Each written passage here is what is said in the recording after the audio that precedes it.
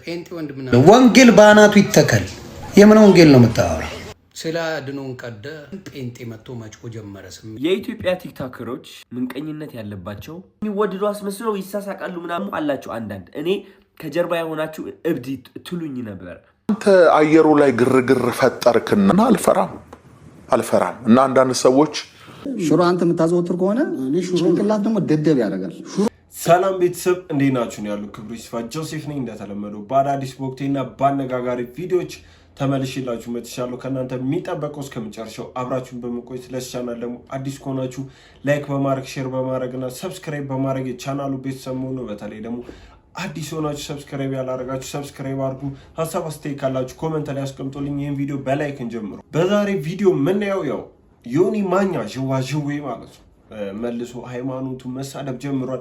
ከ6 ወር በፊት እምነት እንደቀየረና ያው ብዙ ነገር ቀዩልኝ አይነት ነገር ሲያሳይ እንደነበር ሁላችንም እናስታውሳለን። እንደሚመለስ ሚንስ ወደ ነበረበት ማንነት ወደ መሳደቡ እንደሚመለስ ጠብቀን ነበር። አሁን የሆነ ይመስላል ያለበትን እምነት መሳደብ ጀምሯል። ፓስተሮችን አስቆጥቷል። ምን አለ ሚሊዮን ፓስተሮችስ ምን አሉት ሚሊዮን አብረን እሱን የምንየውና በሌላ ቪዲዮ ደግሞ አዶናይ ከሰይፉ ውዝግብ ሳይወጣ ወደ ቲክቶከሮች ዞራል። ቲክቶከሮችን ምቀኛ ናችሁ፣ ለኔ እርስ በርስ አትዋደዱ፣ ሙላችሁም አስመሳይ ናችሁ ብሎ ሊትራሊ ተናግሯል። በጋሻው ደሳለኝ ደግሞ ድጋሚ ተናግሯል። ምንም አታመጡም አይነት ሁሉም ጮ ዝም የሚል አይነት ነው እና ደግሞ በጣም ብዙ ህዝበ ኦርቶዶክስ የሚያስቆጣ አይነት ንግግር ድጋሚ ተናግሯል። ምን አለ ሚሊዮን እሱንም አብረን ምን ይሆናል። ወደ ዛሬ ቪዲዮዎች እንሂድ። ኢትዮጵያውያኑ በቻይናውያን አለቆቻቸው በምታዩት መልኩ እየተደበደቡ ይገኛሉ። ይህም እየተፈጸመ ያለው በሐዋሳ ኢንዱስትሪያል ፓርክ ልዩ ኢኮኖሚ ዞን ውስጥ ቶዮ የሶላር ፋብሪካ ውስጥ እንደሆነ መረጃዎች እየወጡ ይገኛሉ። ኢትዮጵያውያን ሰራተኞች ታዲያ በቻይናዎች ስድብ ሳይቀር ሌሎች ድብደባዎች እየተፈጸሙባቸው ይገኛሉ። ይህ የተደበደበው ግለሰብ በአሁኑ ሰዓት ሆስፒታል የሚገኝ ሲሆን ቻይናዊ አለቃው ራሱን እስኪስት ድረስ በምታዩት መልኩ እየቀጠቀጠው ይገኛል። እንደዚህ አይነት መረጃዎች እየወጡም ከዚህ በፊት ሰራተኞቹም አመልክተው ምንም አይነት ምላሽ እንዳላገኙ እየተናገሩም ይገኛል። እንደሰማችሁት ነው።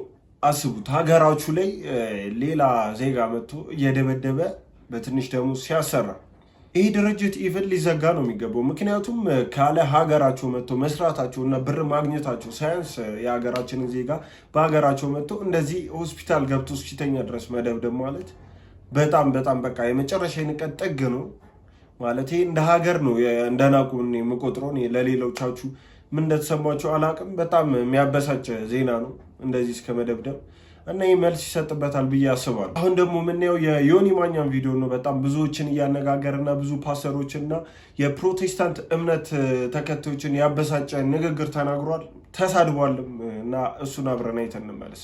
ወንጌል ባናቱ ይተከል የምን ወንጌል ነው የምታወራው? ክብር ይበልጣል። ወንጌል ይላሉ እንዴ?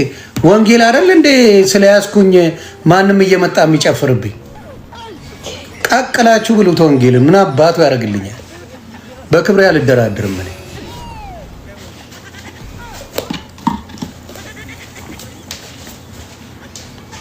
ወንጌልን ቀቅለ ብላው አልኩ። ስለዚህ ዝም ማለት ሁሌ መረገጥ ስራ አይደለም። ሁሌ መሰደብ፣ ሁሌ እየመጣ ማንም የሚያቀረሽበን ስራ የለም። ትረገጣለህ በርጌ ነው ምረጥ። እንዳያችሁት ነው እንደዚህ መሳደብ ማለት በጣም ከባድ ነው። በጣም ብዙዎችን አበሳይቶ በጣም ብዙ ሰዎች በእምነቱ ላይ ያሉና እምነቱን ፕሮቴስታንትን የሚከተሉ ከሱ ጋር አንድ አይነት እምነት ላይ ያሉ ሰዎች ብዙ ቪዲዮ እየሰሩ ነው። እስቲ እነሱ ምን አሉ የሚለውን አይተን አብረን እንመለስ። ወንጌል ባናቱ ይተከል የምን ወንጌል ነው የምታወራው? ክብር ይበልጣል። ወንጌል ይላሉ እንዴ? ወንጌል አይደል እንዴ? ስለያዝኩኝ ማንም እየመጣ የሚጨፍርብኝ ቀቅላችሁ ብሉት። ወንጌል ምን አባቱ ያደርግልኛል? በክብሬ አልደራደርም። እኔ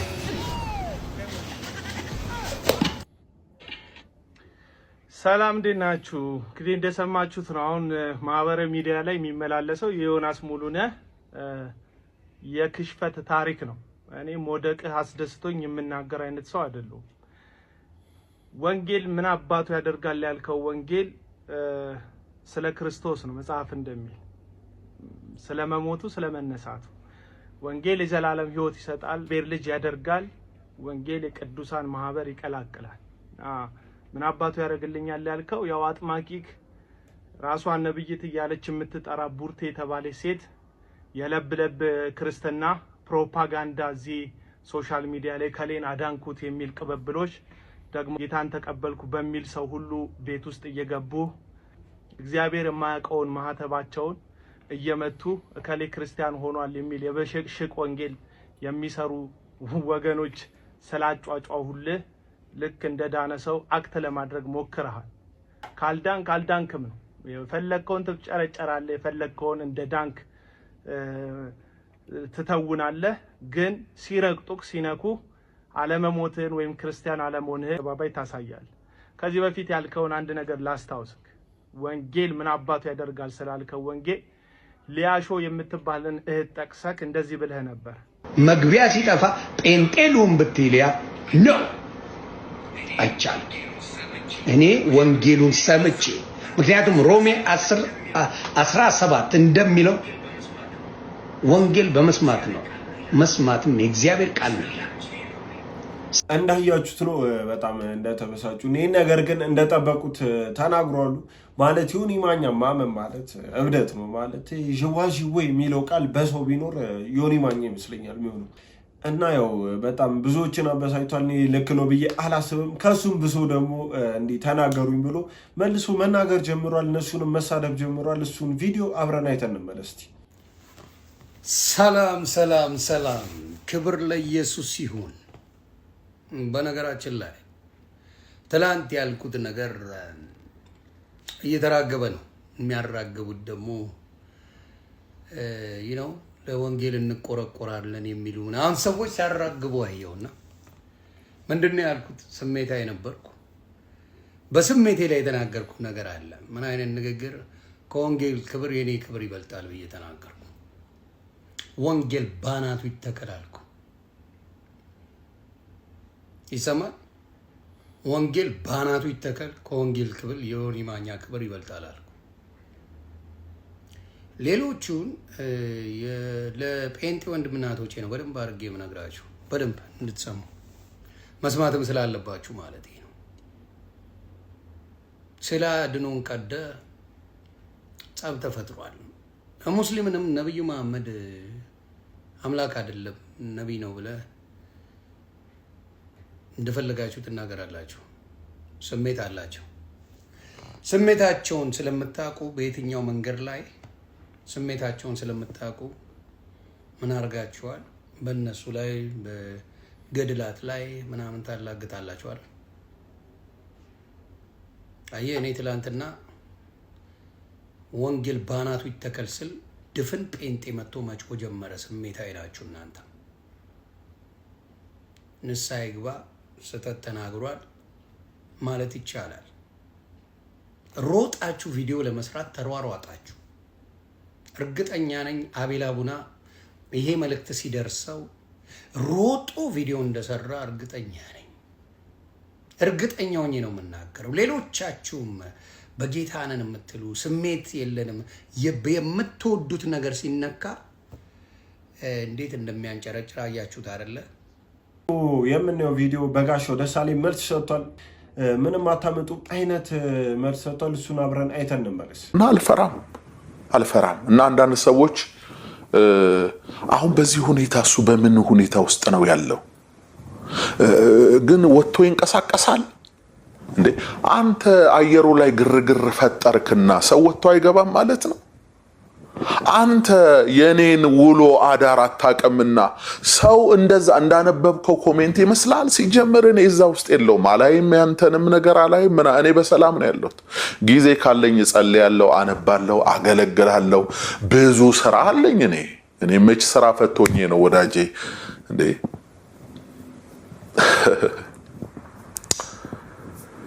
እና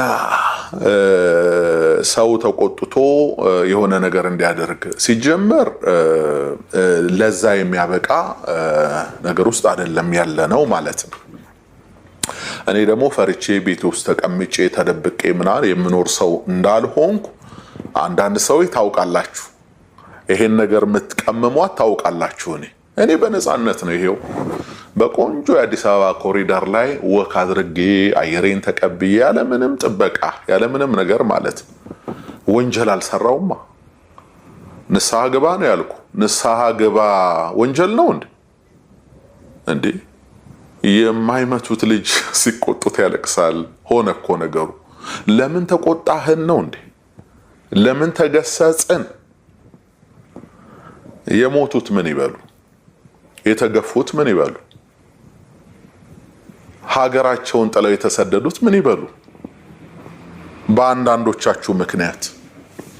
ስለዚህ መልእክቱን አስተላልፍ ያለውና መልእክቱን አስታኮ አንዳንድ አስተያየቶች ይሰጣሉ። እኔም ማምነው ሰው የዘራውን ያጭዳል። እግዚአብሔር ይሄን ያረግም፣ ኢየሱስ ክርስቶስ ይሄን ያረግም ምናምን ብላችኋል። ሁለት አይነት ሰዎች አላችሁ። አንዳንዶቻችሁ መጽሐፍ ቅዱስን ማታውቁና እግዚአብሔር እንዴት እንደሚሰራ በፍጹም ማታውቁ ሰዎች ናችሁ። አልፌዋለሁ እናንተ።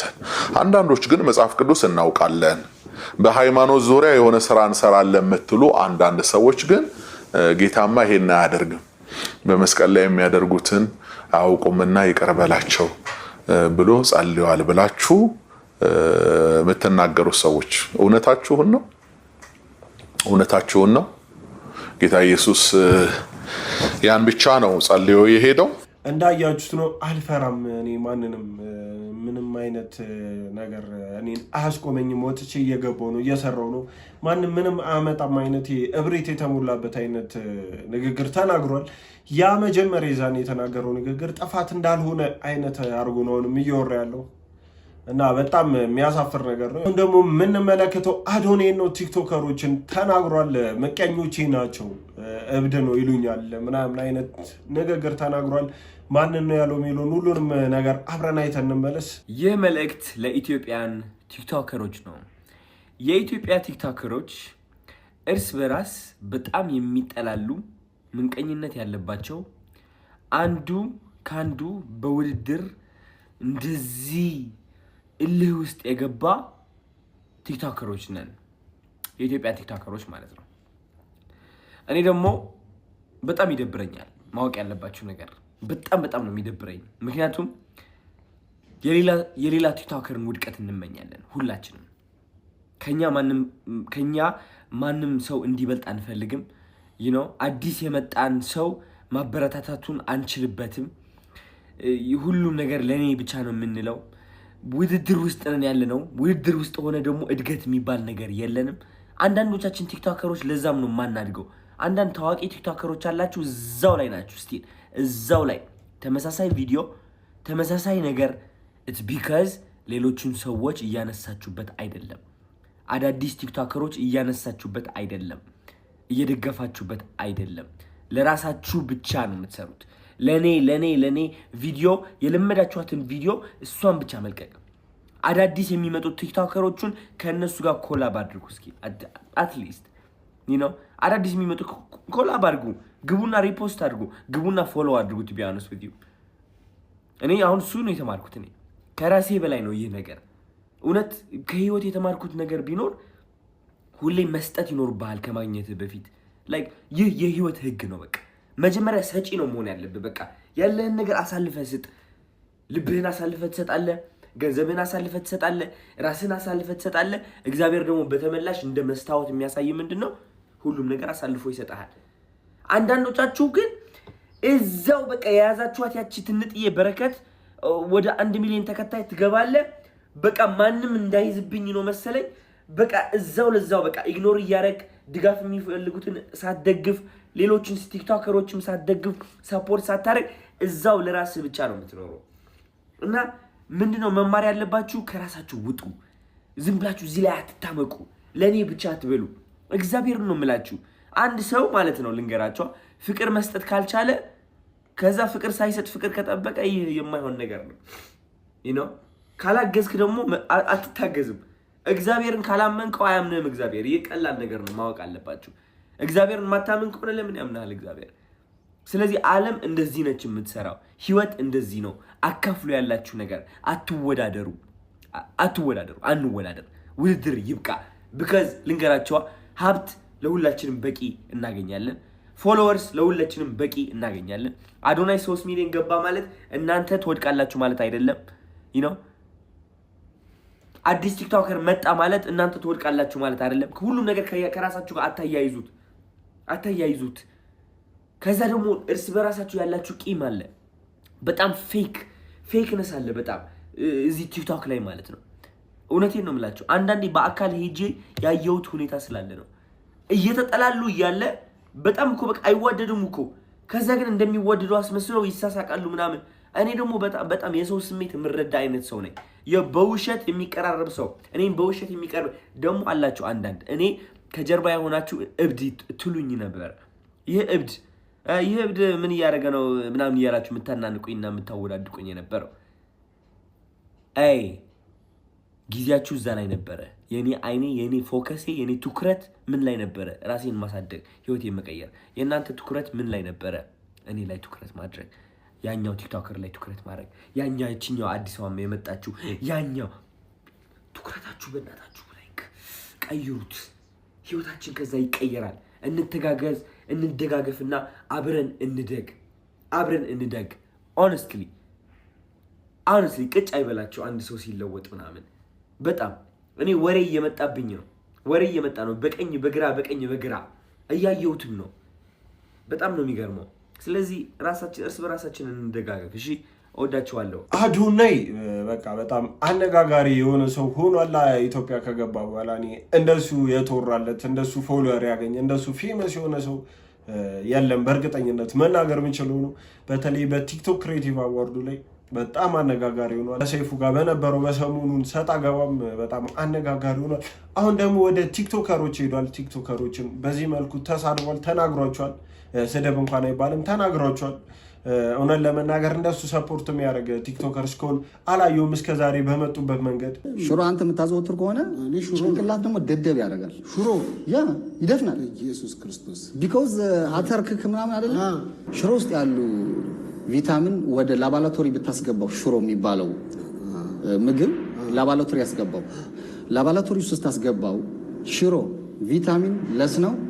ምንም ቪታሚን የለውም። ቪታሚን ለስ ነው። ይሄ ከሳይንስ አንጻር ነው የምነግርህ። ሰውነታችን ቪታሚን ያለው ነገር ቢበላ እና ቢመገብ ጥሩ የሆነ ወዝ ይኖረናል። አሁን አንተ ወዝ ምን እንደሚመስል በጣም ፊት ያምራል፣ ሰውነት ያምራል። ስለምትበላ ነው። ሽሮ ትበላለህ? እኔ እንደውም አብዛኛው ነው ሽሮ ነው በላው። ሽሮ እየበላ እንደውም የሽሮም ክክ ነው የምበላው። ሽምብራ ሽሮ እንደውም እነግርሃለሁ የምን ሽሮ እንዳለ። የባቄላ ሽሮ፣ የአጃ ሽሮ፣ ሽምብራ አተር ሽሮ፣ ሽምብራ ዱቤ ሽሮ፣ ሌላ የምን አለ አንተ አታውቅም። ዳይሬክተር የምን ሽሮ ታውቃለህ? ክክ ሽሮ። አንተ ምን የምን ሽሮ ታውቃለህ? የባቄላ ሽሮ። እሺ፣ የጓያ ሽሮ ጨምር እስኪ አንድ ሌላ የጓያ ሽሮ ማለት ይብሮ አብረን ያደግህ ከሽሮ ጋር። አሁን አንተ ብዙ እንግዲህ ይቅርታ ብዙ ሀገሮች ዙረሃል፣ አውሮፓ ዙረሃል፣ ብዙ አሜሪካ ሄዳልና እዛን ሀገር ሽሮ የሚባል ምግብ አለ ይታወቃል? የለም። ብቸኛ ኢትዮጵያ ውስጥ ነው ያለው ሽሮ። ከዚህ ሀገር ይሄዳል፣ አበሻ ይሄዳል እንደ ሽሮ። እኛ ኤክስፖርት አልጀመርንም፣ ኤክስፖርት አናረግም፣ ግን ሰው በራሱ በግሉ ይወስዳል። ግን ሽሮ እንደ ትምክህታችን ግን አናረገውም። ቢኮዝ ኢትዮጵያ ውስጥ በቂ አንተ ሽሮ በልተህ አታውቅም ነው? ሰልችቶ ነው ሰለችኝ። የሆነ ጊዜ ከቤተሰብ ተገፍቼ ሽሮ ብቻ እየበላሁ በጣም አስጠላኝ። እና አሁን ሽሮን ቤት ውስጥ የለም። ሽሮ አሁን ከአንተ ቤት አግብቶ ወጥቷል? ጭራሽ የለም ሽሮ እንዳላይ እና አሁን ነው ወዜ ራሱ ጥሩ የሆነ ቪታሚን ለስ ነው። ጎግል አድርጉ። ሽሮ አንተ የምታዘወትር ከሆነ ጭንቅላት ደግሞ ደደብ ያደርጋል። ሽሮ ይደፍናል። ኢየሱስ ክርስቶስ ቢኮዝ አተርክክ ምናምን አይደለም። ጀለስ ደግሞ ያው በሽሮ እንዳደገ ፊቱ ያስታውቃል፣ ግን ሽሮን እየተሳደበ ነው። እኔ በጣም የዚህ ህዝብ ነገር እያሳሰበኝ ነው። ተገለልኩ በህዝብ ብለህ ከዛ ሽሮ መሳደብ ማለት ሁሉንም ህዝብ ነካለው በዞ በማለት ነው ይመስለኛል። ያው ኢትዮጵያ ውስጥ ሁሉም ሽሮ ተመጋቢ ስለሆነ። ለማንኛውም የዛሬ ቪዲዮቻችን እነዚህን ይመስሉ ነበር። እንደወደዳችኋቸው እንደተዝናናችሁባቸውና አዳዲስ ነገር እንዳያችሁባቸው ተስፋ አረጋለሁ። እስከሆነ አይታችሁ ላይክ ያላረጋችሁ ላይክ በማድረግ ሰብስክራይብ ያላረጋችሁ ሰብስክራይብ በማድረግ የቻናሉ ቤተሰብ መሆን እንዳይረሳ። በቀጣይ ቪዲዮ እስከምንገናኝ ሰላም ሁኑልኝ።